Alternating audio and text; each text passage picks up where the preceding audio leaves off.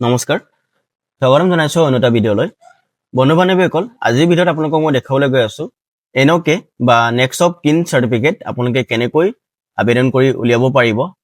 এই চাৰ্টিফিকেট কি হয় আৰু কিয় প্ৰয়োজন হয় এই চাৰ্টিফিকেট আৰু কেনেকৈ অনলাইন এপ্লাই কৰি উলিয়াব পাৰিব সম্পূৰ্ণ প্ৰচেছ আপোনালোকক ষ্টেপ বাই ষ্টেপ আজিৰ ভিডিঅ'ৰ জৰিয়তে দেখাবলৈ গৈ আছো গতিকে আপোনালোকে ভিডিঅ'টো সম্পূৰ্ণকৈ চাব যদিহে আপুনি আবেদন কৰিম বুলি ভাবি আছে নেক্সট অফ কিন চাৰ্টিফিকেট বা এনঅকে কি হয় আৰু কিয় প্ৰয়োজন legal document establishing the relationship between a deceased person and their legal heirs যদি আপোনাৰ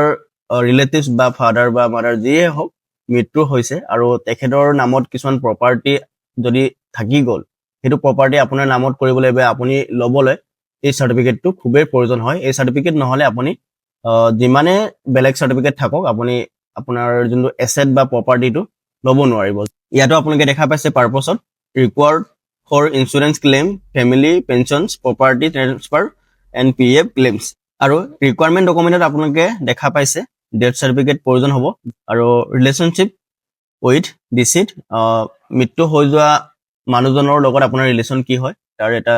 প্ৰুফ হিচাপে এটা ভেলিড ID প্ৰুফ প্ৰয়োজন হ'ব আৰু সেল্ফ ডিক্লাৰেশ্যন এফিডেভিট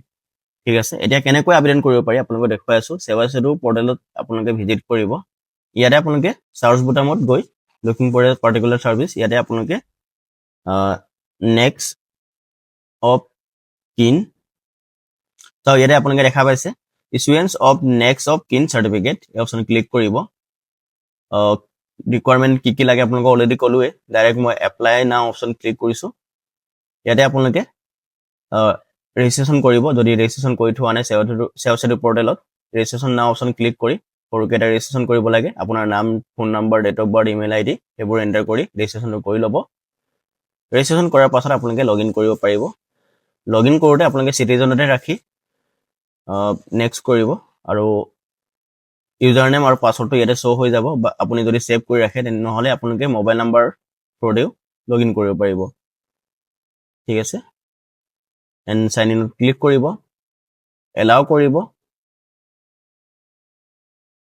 স্কিপ কৰিব ইয়াতে আপোনালোকে দেখা পাইছে ইছুৱেন্স অফ নেক্সট অফ কিন চাৰ্টিফিকেট মাচুল কিমান প্ৰয়োজন হ'ব লিখা আছে কিমান দিন প্ৰয়োজন হ'ব লিখা আছে 15 দিন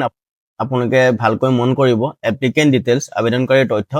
যোনে আবেদন কৰি আছে যাৰ নামত নেক্সট অফ কিন চাৰ্টিফিকেটৰ প্ৰয়োজন আছে সেইজনৰ ডিটেইলছখিনি ইয়াতে ফিল আপ কৰিব আৰু এপ্লিকেণ্ট জেণ্ডাৰ কি হয় এইটো আপোনালোকে সিলেক্ট কৰিব মোবাইল নাম্বাৰ অটোমেটিক আহি যাব ডেট অফ বাৰ্থ বয়স ডেট অফ বাৰ্থটো এণ্টাৰ কৰাৰ পাছতে বয়সটো অটোমেটিক আহি যাব PAN card number father's name আৰু mother's name applicant details enter কৰাৰ পাছতে স্ক্ৰল ডাউন কৰিব ইয়াতে আপোনালোকে দেখা পাইছে permanent address state district sub division circle মৌজা যিবোৰ ইয়াত বিচাৰিছে আপোনালোকে এইবোৰ এণ্টাৰ কৰি দিব স্ক্ৰল ডাউন কৰিব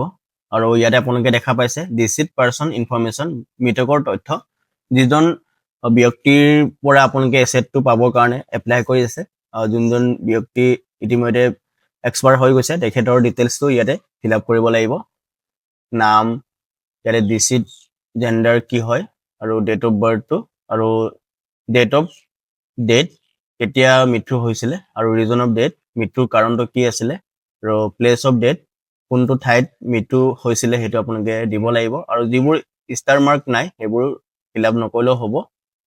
এইবোৰ আপোনালোকে দেখা পাইছে ফাদাৰ মৃতকৰ ফাদাৰ বা গাৰ্জেন নেম আৰু যদি ফাদাৰ আৰু গাৰ্জেন নেম ছেমেই আছে ছেম দি দিব ইয়াতো সেইটো ফাদাৰ নেমে দি দিব আৰু মাদাৰ্ছ নেম আৰু most important relation of the applicant with deceased এই মৃতকৰ লগত আবেদনকাৰীৰ সম্পৰ্ক কি সেইটো আপোনালোকে ইয়াতে ছিলেক্ট কৰিব ঠিক আছে মই ইয়াতে ফিল আপ কৰি আছোঁ ডিচিড পাৰ্চনৰ ইনফৰমেশ্যন যদি আপোনালোকৰ হৈ গৈছে তেন্তে স্ক্ৰল ডাউন কৰিব স্ক্ৰল ডাউন কৰি আপোনালোকে ইয়াতে দেখা পাইছে মৃতকৰ ঠিকনা যোনটো ডিচিড পাৰ্চনৰ ঠিকনাটো ইয়াতে আপোনালোকে এণ্টাৰ কৰিব আৰু পৰিয়ালত যদি বেলেগ সদস্য আছে তেখেতলোকৰ নামটো আপোনালোকে ইয়াতে দিব লাগিব মিনিমাম এজনটো আপোনালোকে দিবই লাগিব তাৰ পাছতে আপোনালোকে নেক্সট অপশ্যনত ক্লিক কৰিব ইয়েছ ক্লিক কৰাৰ পাছতে আপোনালোকে ইয়াতে দেখা পাইছে এটেচ এনক্ল'জাৰ ডকুমেণ্টকেইটা আপোনালোকে আপলোড কৰিব লাগিব ইয়াতে প্ৰথমতে ডেথ চাৰ্টিফিকেট যোনটো হয় আৰু ডকুমেণ্ট ফৰ ৰিলেশ্যনশ্বিপ প্ৰুফ তো এফিডেভিট এই তিনিটা ডকুমেণ্টছ আপোনালোকে আপলোড কৰিব লাগিব ডেথ চাৰ্টিফিকেটটো চিলেক্ট কৰিব আৰু ইয়াতে ব্ৰাউজত ক্লিক কৰি আপোনালোকে আপলোড কৰি দিব আৰু ডকুমেণ্ট ফৰ ৰিলেশ্যনশ্বিপ প্ৰুফ ইয়াতে আপোনালোকে দেখা পাইছে কেইবাটাও অপশ্যন আছে যোনটো আপোনাৰ লগত এভেইলেবল আছে সেইটো আপোনালোকে চিলেক্ট কৰি আপলোড কৰিব এফিডেভিটটো আপোনালোকে ইয়াতে চিলেক্ট কৰিব ডকুমেণ্টবোৰ চিলেক্ট হৈ গৈছে আৰু আপলোড হৈ গৈছে তাৰ পাছতে ছেভ এণ্ড নেক্সট কৰিব ছেভ এণ্ড নেক্সট কৰাৰ পাছতে এপ্লিকেশ্যনখন প্ৰিভিউ কৰিবৰ কাৰণে আহিব আৰু আপোনালোকে ভালকৈ এবাৰ চেক কৰি ল'ব যদি ক'ৰবাত ভুল আছে তেন্তে আপোনালোকে এডিটত ক্লিক কৰি এডিট কৰি ল'ব ঠিক আছে ইয়াতে ক্লিক কৰি আপোনালোকে এডিট কৰিব পাৰিব যদি সকলোবোৰ শুদ্ধ আছে তেন্তে আপোনালোকে মেক পে'মেণ্ট অপশ্যনত ক্লিক কৰিব ক্লিক কৰাৰ পাছতে আপোনালোকে ইয়াতে দেখা পাইছে অনলি 10 rupees এটা আপোনালোকে পে'মেণ্ট কৰিব লাগে তাৰ বাবে আপোনালোকে ইণ্টাৰনেট বেংকিং UPI ID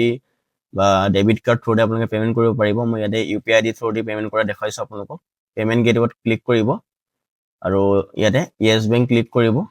আই এগ্ৰিত ক্লিক কৰিব আৰু প্ৰচিড ফৰ পে'মেণ্ট অপশ্যনত ক্লিক কৰি দিব অ'কে কৰিব বেগ আৰু ৰিফ্ৰেছ কৰিব নালাগে ৰুটিনটো কমপ্লিট হৈ গ'লে আপোনালোকে ইয়াতে দেখা পাইছে I have read terms and condition এইটো আপোনালোকে টিক কৰিব আৰু pay by payment gateway option click কৰিব তাত ক্লিক কৰাৰ লগে লগে